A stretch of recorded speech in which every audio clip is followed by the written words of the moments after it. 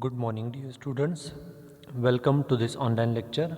I am Mr. Rahul Pawar.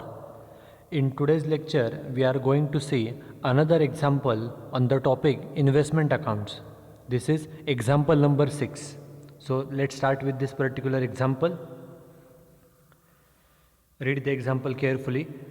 On 1st April 2018, Mr. Onkar has 10,000 equity shares of face value 10 each. Its book value is rupees 14 per share. These are the first two sentences of this example.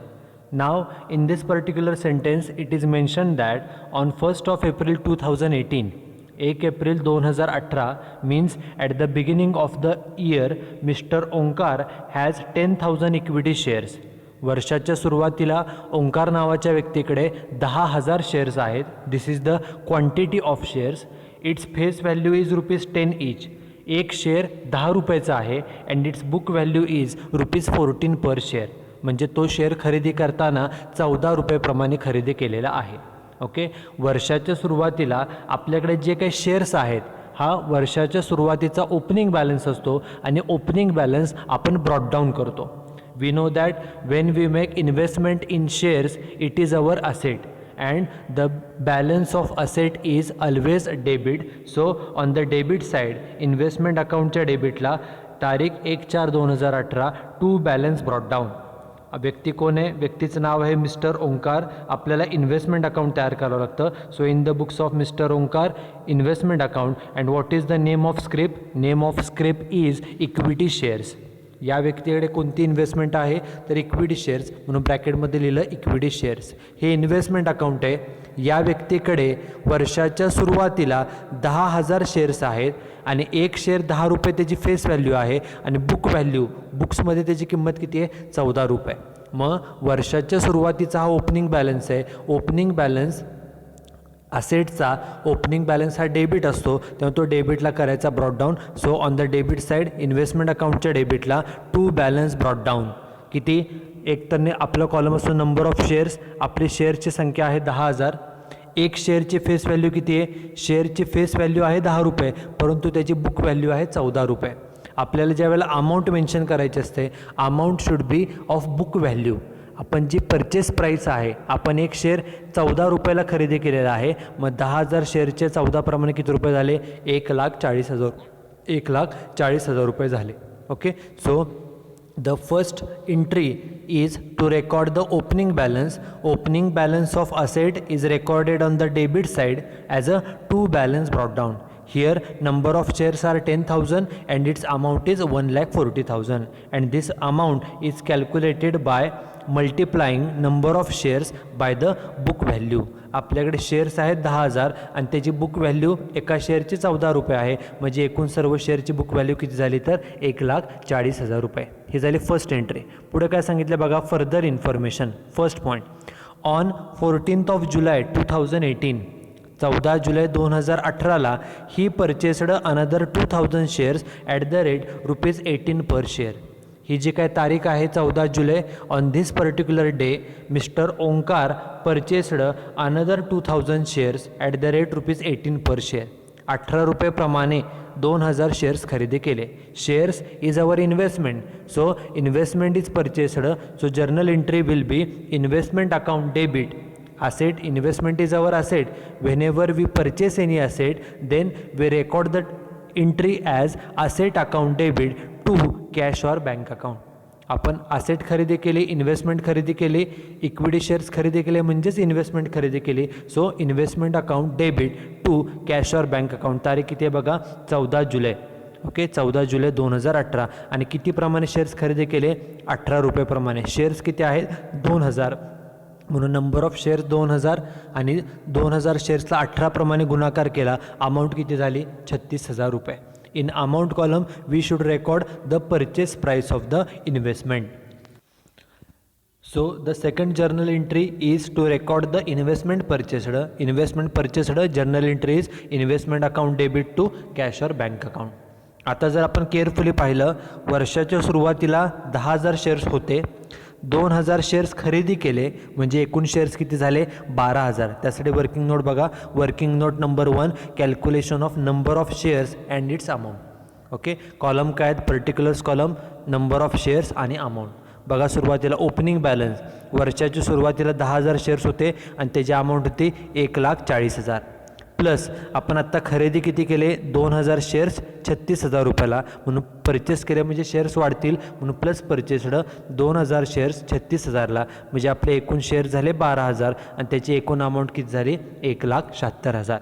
Okay, this working note is important to calculate the bonus shares and right shares. Now see the another transaction. Second transaction काय बघा? On 1st September 2018, 1 सप्टेंबर 2018ला company issued 1 bonus share. कंपनीनं 1 bonus share issue केला for every 4 shares held by the share holders. तुमच्याकडे जुने 4 shares असतील तुम्हाला 1 बोनस मिळेल. म्हणजे जुने शेअर्स 4 असतील तर त्याच्या बदल्यात 1 मिळेल. ओके. या व्यक्तीकडे आत्ता शेअर्स किती आहेत बघा? एकूण शेअर्स आहेत. पहिले 10 होते, 2 खरेदी केले म्हणजे एकूण किती शेअर्स आहेत? 12,000. मग या व्यक्तीला बोनस शेअर्स किती मिळतील? त्यासाठी पुढची working note number 2, calculation of bonus shares. काय सांगितले बघा? Bonus shares are given in the ratio of 1:4. म्हणजेच काय त्यांनी सांगितलं आहे? 1 bonus shares for every 4 shares held. बघा, it means 1 bonus shares for every 4 shares originally held. म्हणजे तुमच्याकडे एक्झिस्टिंग जुने जर 4 शेअर्स असतील तुम्हाला बोनस किती मिळणार आहे? 1. 4 असतील तर 1 मिळेल. या व्यक्तीकडे एकूण शेअर्स किती आहेत? 12,000 आहेत. मग 12,000 असताना बोनस शेअर्स किती? Question mark. कॅल्क्युलेशन कसं करायचं?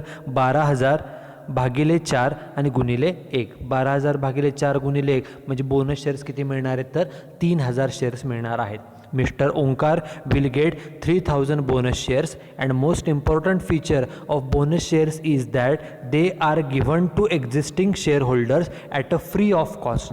ते मोफत शेअर्स दिले जातात, त्यासाठी कोणतेही पैसे कंपनीला द्यावे लागत नाहीत. आणि असे फ्रीमध्ये किती शेअर्स मिळणार आहेत? 3,000 शेअर्स मिळणार आहेत.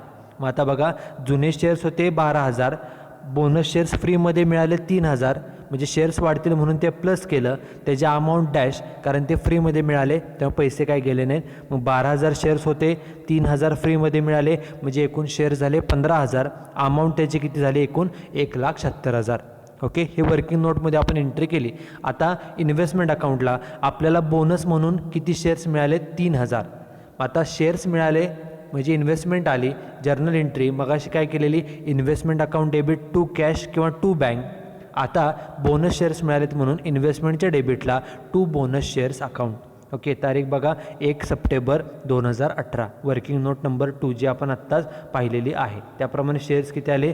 3,000. म्हणून नंबर ऑफ शेअर्स जो काय कॉलम आहे, नंबर ऑफ शेअर्समध्ये कॉलममध्ये शेअर्सची संख्या 3,000 आणि अमाऊंट कॉलममध्ये डॅश. अमाऊंटमध्ये डॅश का केलं? कारण bonus shares are given to the existing equity share holders at a free of cost. So the shareholder is not required to pay anything to the company. They are received at a free of cost. मोफत मिळालेत म्हणून amount कॉलममध्ये dash केलं. हे झाले bonus शेअरची transaction. आता पुढची transaction बघा तिसरी. ऑन 31 नोव्हेंबर 2018, 31 नोव्हेंबर 2018ला the company announced right issue. कंपनीनं राईट इशू डिक्लेअर केला of 1 share for every 5 shares already held by the share holders. म्हणजे 1 राईट शेअर मिळेल कशाच्या बदल्यात? Every 5 shares already held. तुमच्याकडे अगोदर 5 शेअर्स असतील त्याच्या बदल्यात तुम्हाला 1 शेअर मिळणार आहे. आणि the shares are issued at the rate ₹12 per share. आणि हा 1 शेअर जो मिळणार आहे तो 12 रुपयेप्रमाणे मिळणार आहे. हा काय फ्रीमध्ये मिळत नाही. जे राईट शेअर्स असतात त्याचं वैशिष्ट्य काय? What is the important feature of right shares? The feature is the right shares are given to existing equity shareholders at a concessional price. सवलतीच्या दरामध्ये हे शेअर्स त्यांना दिले जातात. 1 शेअर किती रुपयाला? 12 रुपयाला मिळणार आहे. किती शेअर्स मिळतील?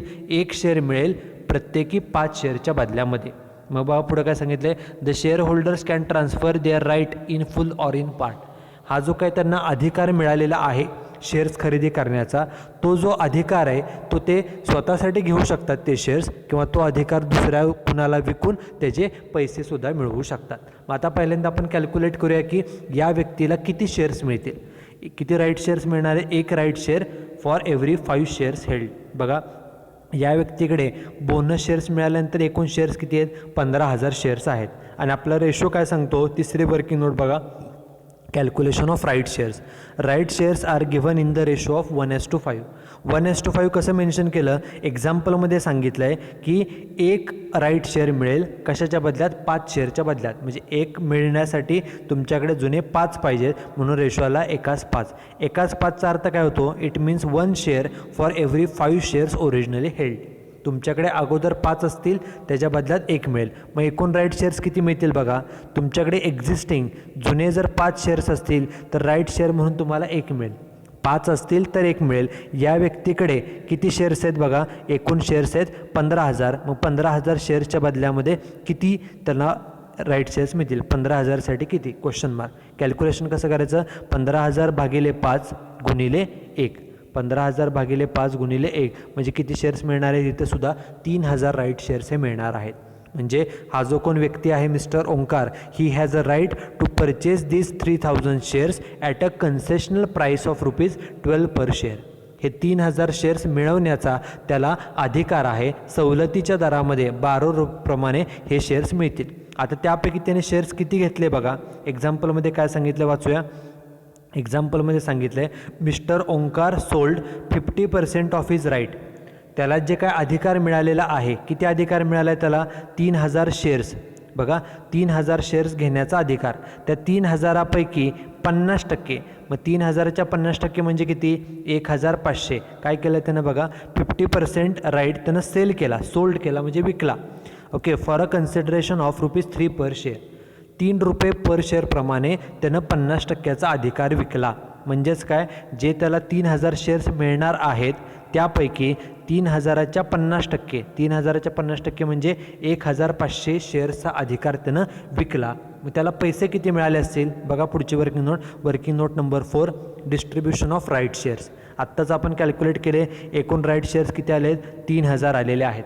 आणि आत्ता काय सांगितलं एक्झाम्पलमध्ये? त्या 3,000पैकी त्यानं 50% राईट हा सोल्ड केला, विकलेला आहे.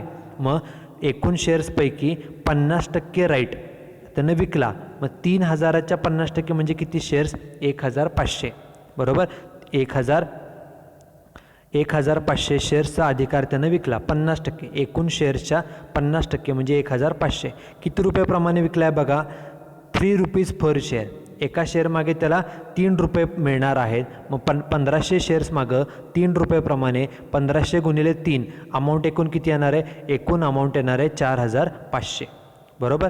एकूण शेअर्स आहेत 1,500 आणि एक शेअर कितीला विकला आहे? ₹3 मग ₹3 1500 गुणिले 3 त्याला किती रुपये मिळतील? 4,500. आणि त्याचं महत्त्वाचं posting, this income is shown on the profit and loss account credit side. Okay, whenever any existing shareholder sells his right to purchase the right shares, then whatever the income he gets, it is transferred to the credit side of P&L account. This is most important thing. एखाद्या existing शेअरहोल्डरला जे काही shares खरेदी करण्याचा अधिकार मिळालेला आहे त्यापैकी काही राईट, काही अधिकार, जसे इथं 50% शेअर्सचा म्हणजे 3,000च्या 50% म्हणजे 1,500 शेअर्सचा अधिकार त्यानं विकला आणि एका शेअर बदल्यात त्याला ₹3 मिळाले. 1500 गुणिले 3 एकूण किती रुपये मिळाले? 4,500. हे त्याचं इन्कम आहे आणि हे इन्कम दाखवायचं कुठं? प्रॉफिट अँड लॉस अकाउंटच्या क्रेडिट साईडला. दिस इज मोस्ट इम्पॉर्टंट पॉईंट. मग आता राहिले किती बघा. ह्याचं पोस्टिंग P&L अकाउंटला होईल. आपण फक्त इन्व्हेस्टमेंट अकाउंट तयार केले म्हणजे इन्व्हेस्टमेंट अकाउंटला ह्याचा इफेक्ट होणार नाही. राहिले शेअर्स किती बघा. फक्त आता एक्झाम्पलमध्ये सांगितलं आहे की 50% राईट विकला आणि पुढं काय सांगितलं बघा एक्झाम्पलमध्ये? द रिमेनिंग शेअर्स, राहिलेले शेअर जे आहेत, are purchased by him on 15 December. राहिलेले शेअर्स त्यानं खरेदी केले. ओके, आणि शेअर्स तो कितीला मिळणार आहेत बघा. राईट शेअर्स एक मिळणार आहे ₹12 मग बघा काय सांगितलं आहे. एकूण शेअर्सपैकी 3,000 शेअर्स होते, त्यापैकी 1,500 शेअर्सचा अधिकार विकला. राहिले किती? 1,500 शेअर्स शिल्लक राहिले आणि ते त्यानं खरेदी केले, परचेस केले. एक शेअर किती रुपयाला कंपनीनं ऑफर केला आहे? ₹12. म्हणजे 1,500 शेअर्स खरेदी केले 12 म्हणजे रक्कम किती पेड केली? ₹18,000. मग आता शेअर्स खरेदी केले म्हणजे आपल्याला जर्नल एंट्री करावी लागेल. शेअर्स खरेदी केले म्हणजे इन्व्हेस्टमेंट खरेदी केले, असेट खरेदी केले, एंट्री होणार आहे इन्व्हेस्टमेंट अकाउंट डेबिट. जर कॅशमध्ये पैसे पेड केले तर टू कॅश, चेकने पेड केले तर 2 बँक, बोनस शेअर्स असतील तर 2 बोनस शेअर्स आणि हे राईट शेअर्स आहेत. म्हणून जनरल एंट्री करताना इन्व्हेस्टमेंट अकाउंटच्या डेबिटला investment account debit to right shares account. Bonus shares होते तेव्हा 2 बोनस शेअर्स म्हणलं, हे राईट शेअर्स आहेत म्हणून तिथं 2 राईट शेअर्स अकाउंट. तारीख किती? 15 डिसेंबर. किती शेअर्स त्यानं खरेदी केलेत बघा, खरेदी केलेत एकूण 1500 शेअर्स. किती रुपयाला? 18,000 रुपयाला.